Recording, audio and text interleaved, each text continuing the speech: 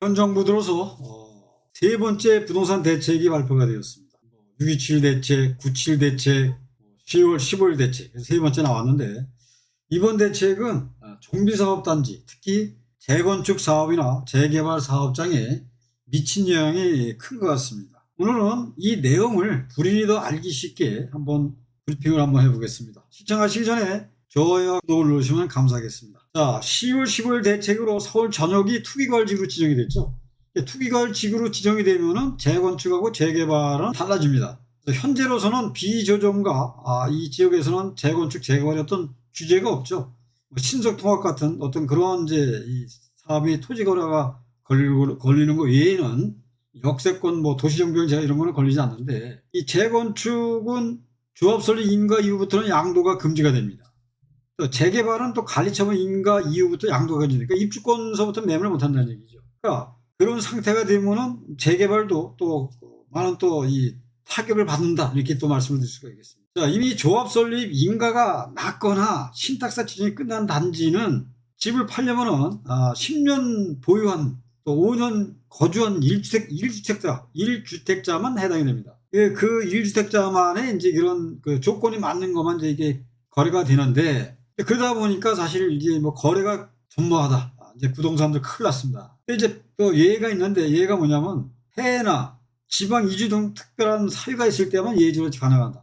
가족이 지방으로 다 발령이 나서 전 가족이 가야 된다. 아니면 내가 몸에 이상이 있어서 병 치료를 해서 나간다. 이렇게 이제 인정이 돼야 되는 부분인데, 그게 꼭 멀리 갈 필요는 없습니다. 가까운 수도권, 인천으로 가도 지방으로 이주한다고 볼 수가 있습니다. 이런 것도 잘 한번 살펴보시길 바라겠습니다. 자, 실제 혼란 사례죠. 집을 팔 수가 없다. 목동 14단지 예를 들어드리는데요. 10월 16일 날 신탁사 지정, 고시가 난 날 동시에 이게 투기과열로 지정이 되다 보니까 바로 양도 금지가 적용이 되는 거예요. 또 이런 참 또 순환이 어디 있습니까? 이게 왜 그러냐면은, 이게 신탁 방식으로 가면은 구역 지정이 떨어지지 않습니까? 그런 조합 설립이 바로 생략이 됩니다. 그리고 주민대표회의가 발표가 되면서, 그러니까 조합장이 아닌 주민대표위원회 위원장이 된다고 봐야겠죠. 그러면 이게 조합 설립 인가가 된 걸로 보기 때문에 양도금지가 적용됐다는 얘기죠. 그러면 자, 이번에 조합 설립 나왔으니까 이게 이제 내가 이제 신탁 방식이 냈으니까 매도를 하려던 조합원들이 하루아침에 거래 못 한다는 얘기 아니겠습니까? 지금 그래서 참 이게 난리가 났죠. 그래서 또 목동은 또 기존에 또 토지거래 허가 구역이지 않았습니까? 그러니까 이게 약정서가 있죠. 토지거래, 그러니까 이게 계약을 하기 전에 약정서를 써놓습니다. 왜냐하면은 토지거래 허가가 안 났을 경우에는 이 계약은 이약금 없이 해제한다는 그런 이제 이 특약을 쓰고요. 근데 구청에 이제 신청하지 않습니까? 토지거래 신청을 하면은 이게 원래 15일로 돼 있어요. 근데 우리가 신청한 날로부터 15일이 아니라 거기에 토요일하고 공휴일, 일요일은 빼고 들어갑니다. 그러니까 20일 이상이 걸려요. 그러니까 내가 신청한 지 15일이라고 생각하시면 됩니다. 그럼 20일 이후에 이게 나왔다. 그러면 이게 구청에서 허가 전이라 이건 또 계약 무효가 발생한다는 얘기. 이것도 문제가 생겼다. 참 이게 참 계약금도 냈는데 구청 허가가 안 나와서 팔지도 못하고 사지도 못한다. 이렇게 되면 피곤한 일이 생겨진 거죠. 그래서 이게 이 실제 혼란 사태가 이렇게 나고 있다. 이렇게 볼 수가 있습니다. 또 다주택자 조합에 미치는 영향입니다. 이거는 이제 이 재개발에서 이제 이게 이런 문제가 많이 생기는데, 재건축에서도 이제 이런 문제가 나오죠. 한 단지에 두 채 이상 보유자는 한 채만 인정해 준다는 얘기죠. 재건축 같은 데는 세 채까지 인정이 됐었는데 이제 한 채만 인정해 준다. 나머지 현금 청산이 된다는 얘기죠. 근데 이거를 내가 조합 설립 전에 팔고 갔어야 되는데 그냥 들고 갔다. 그러면 이거는 이제 나머지 현금 청산이 되니까 문제가 된다는 얘기고. 재개발 같은 경우에도 이제 이렇게 역세권 이런 데 위치 좋은 데는 나이 드신 분들이 노후에 연금식으로 도시형 생활주택을 져가지고 거기서 이제 월세를 놓고서 이제 생활을 하시다가 여기가 이제 정벽으로 지정이 됐다. 그러면 이거를 그대로 들고 가면은 통째로 이 입주권 하나밖에 안 나옵니다. 그러니까 이거를 도시형 생활주택이라 다세대 주택으로 인정이 되니까 이걸 이제 이렇게 파는 거죠. 그래서 이제 되는데 이걸 가지고 다 정리가 조합 설립 전에 해야 된다는 얘기. 그렇지 않으면 현금 청산된다는 얘기고. 또 다른 재건축 구역도 보유했다면 또 5년 재당첨, 이게 재당첨 금지 제한이라는 게 있습니다. 왜냐하면 근데 이거는 투기과열지구에서 투기과열지구만 해당되는 거예요. 이게 한쪽이 투기과열지구가 아니고 한쪽이 비조정이었다면 이거는 해당되지 않습니다. 근데 서울 같은 경우는 이제 전부 다 투기과열지구니까 이게 되지만 서울이 아닌 수도권 뭐 저쪽 경기도 평택이나 뭐 그쪽으로 간다 그러면은 뭐 이제 그거는 해당이 안 된다 이렇게 보시는 거죠. 그래서 이게 사실상 따지면은 1단지 1가구만 유지가 가능하다는 얘기입니다. 결과적으로 다물권자나 투자 입장에서는 문딱지, 그러니까 이거를 잘 살펴서 그걸 이제 이 조합 설립 전에 이게 이제 다물권자인지 그거를 이제 세심하게 살피고 들어가셔야 이제 현금 청산의 위험으로부터 벗어날 수 있다 이렇게 볼 수가 있습니다. 자, 조합이나 신탁사 현장 반응이죠. 참 뭐 정비사업 하려는 거냐 말려는 거냐, 뭐 주택수도 부족하고 내년도 입주하는 물건도 없는데 이게 뭐 말이 되냐 이런 얘기죠. 그러니까 불만이 폭발할 수도 있죠. 이게 이제 뭐 매도도 제한이 되고 또 대출도 강화가 되지 않습니까? 또 LTV에 40% 적용하고 15억 이상 대출도 또 줄이지 않습니까? 15억 이하는 뭐 6억 또 4억 뭐 2억 이렇게 그런 것도 하기 때문에 이게 진짜 사업에 대한 추진력이 떨어지고 조합원 간도 갈등도 생기지 않겠습니까?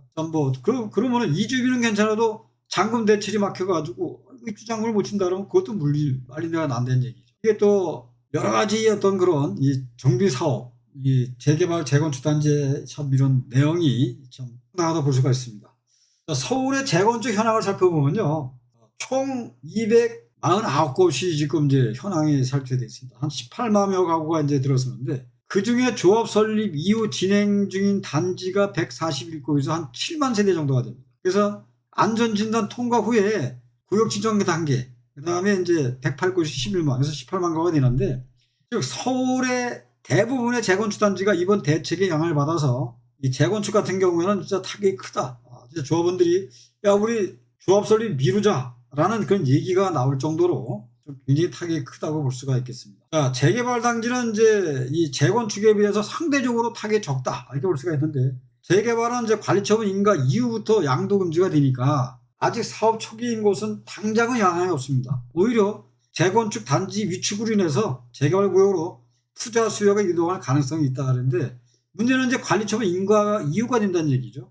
그래서 이 현지에 계신 조합원들, 그러니까 토지 등 소유자들이 사실 뭐 이렇게 서울 시내에 재개발이 됐든 재건축이 됐든 원주민들이 재입주하는 비율이 많지는 않습니다. 숫자는 많아야 뭐 한 15에서 20% 되는데, 나머지 진짜 뭐 80% 이상 되시는 분들은 이런 거를 잘 체크하셨다가 관리처분 전에 매도를 하고 본인들이 원하시는 곳으로 가셔야 된다는 점을 상기해 주시길 바라겠습니다. 자, 추가 규제 가능성이 또 뭐가 있느냐 이렇게 보는 거죠.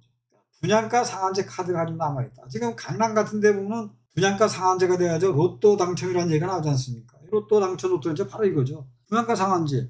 근데 이 분양가 상한제도 문제가 있어요. 왜냐하면은 분양가가 18억인데 이게 대출이 6억밖에 안 나온다. 나머지 12억이 어떻게 가냐는 얘기죠. 이것도 문제가 된다는 얘기죠. 분양가 상한제 이것도 문제가 된다. 이게 이번 대책에는 빠졌지만 또 향후에 고분양가 논란이 생기면은 정부가 언제든지 분양가 상한제 제도할 가능성이 크다. 그래서 과거에도 분상제로 정비 사업이 사실상 멈춘 전례가 있는데, 이렇게 된다면 결국은 돈 있는 사람만 혜택을 본다. 강남 3구에도 뭐 나오지 않았습니까? 분양가가 18억인데 6억이 대출이고 나머지 12억이 돈이 없어서 못 들어가잖아요. 근데 거기에 차액이 얼마냐? 12억이라는 얘기죠. 이분들은 12억 내고 12억 먹으니까 이런 게 참 정부에서는 참 이렇게 좀 헤아려서 이런 걸 좀 잘 살펴주셔야 될 것 같습니다. 자, 그럼 한눈에 한번 정리해 볼까요? 재건축입니다. 적용 시점에 조합 설립 인가 이유가 되고요. 영향은 조합원 지위가 양도 금지가 됩니다. 또 이후에 되는 거는 이제 아까 잠깐 말씀드렸듯이 10년 보유 5년 거주한 거, 그 다음에 해외, 그 다음에 내가 직장이 지방으로다 전 가족이 난다든가, 내가 몸이 아파서 지방으로다 수양을 떠난다든가, 그럴 때는 되니까 그런 점을 잘 또 이용해 보시고요. 10월 15일 대책의 핵심이 바로 이거다 이렇게 볼 수가 있겠습니다. 재개발은 관리처분 인가 이유죠. 여태까지 재개발은 이런 규제가 없었습니다. 이것도 아마 큰 영향이 되지 않을까. 그래서 상대적으로 영향은 적다 그러지만은 내가 이거 입주해서 가기가 힘들 때에는 미리 관리처분 인가 이전에 처분해서 본인의 처지에 맞는 그런 집을 찾아가시는 게 더 그런 점도 한번 또 상기해 보시고, 또 재건축에 비해서는 초기 투자 가능성이 좀 있다 이렇게 볼 수가 있습니다. 다물권자는 한 채의 현금 청산, 재당첨 제한 5년, 이건 투기과열지구 내에서만 통한다는 거. 일단지 일가구 원칙 이렇게 볼 수가 있습니다. 자, 대출도 문제죠. LTV 40%, 15억 이상은 제한하겠다. 15억 이하도 6억이지 않습니까? 그 다음에 15억 이상 되면 뭐 4억, 그 다음에 또 2억 이렇게 또 최대 그러면 뭐 30억 된다, 28억 있어야 된다는 얘기잖아요. 그래서 뭐 물론 이렇게 이런 대책도 좋지만 이렇게 된다 그러면 결국은 어떻게 되느냐? 없는 사람만 피곤해진다 이렇게 볼 수가 있습니다. 그래서 이렇게 되니까 사업 지원이 우려가 된다. 가뜩이나 이 뭐 은퇴 세대들이 많으신 분들이 이렇게 어떤 규제한다 그러면은 아니 나 안 해라고 할 수도 있지 않습니까? 이게. 그런 경우가 토지거래허가에도 나왔는데 이번에도 나올 우려가 크다. 그래서 또 이주민은 또 종전대로 이제 가능한데 뭐 감정평가라든가 그 금액에 따라서 이제 나오는 것도 그것도 뭐 60%냐 50%냐 뭐 거기에 40%는 또 달라지니까 그것도 종전대로 가능하다고 하지만은 그것도 잘 한번 더 짚어보시길 바라겠습니다. 자, 이거 한번 해볼까요? 정부가 집값 안정 명목으로 규제를 강화했지만 실제로는 정비사업 위축과 공급전이 발생할 수 있다는 문제점이 있습니다. 그러니까 조합 설립과 시점 늦지 않은 목소리까지 나오는데 지금 뭐 이렇게 재개발에 현재 뭐 부가현 쪽에 뭐 지금 관리처분 따라서 이주해 놓고 한데 그런데 지금 아주 진짜 참들이가 내린 거죠. 그다음에 조합 설립이 돼 있는데 조합 설립해가지고 지금 뭐 이렇게 진행되는 그런 이 재건축 사업장도 지금 사실 뭐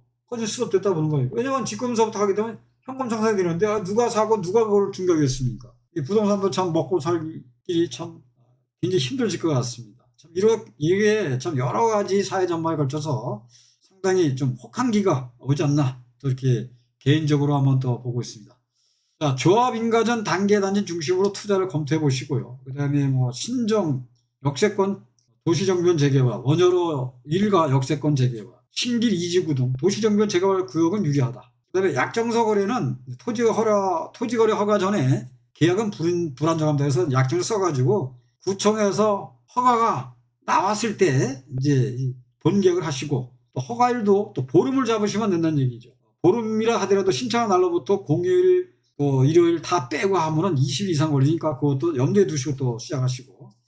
조합원 다물권자 매도 제한 시점 확인하시고 조합 설립 이전에 전부 다 매도를 하십니다. 조합인가 신탁사 지정 시점 즉시 거래 차단된다. 재개발 재건축 같은 데가 그렇게 된다는 얘기죠. 이 신탁사 방식으로 가는 게 이 구역 지정 떨어지고 조합 설립 인가가 생략이 되기 때문에 바로 신탁사 지정이 이게 이제 조합 설립 인가로 보기 때문에 이게 이제 거래가 이제 안 된다, 현금 청산된다. 이거를 상기해 보시기 바라겠습니다. 자, 저는 신정 뉴타운 목동 센트럴 아이파크 2부에서 현재까지 조합원들 상대로 입주권 계약과 그 다음에 초기 투자를 시켜드렸습니다. 내 가족에게 입주권을 사준다는 마음으로 상담을 해드렸습니다. 복잡한 용어는 쉽게 절차는 한눈에 나름대로 열심히 설명을 드렸는데 도움이 되셨다면 좋아요, 구독을 눌러주시면 감사하겠습니다. 시청해 주셔서 감사합니다.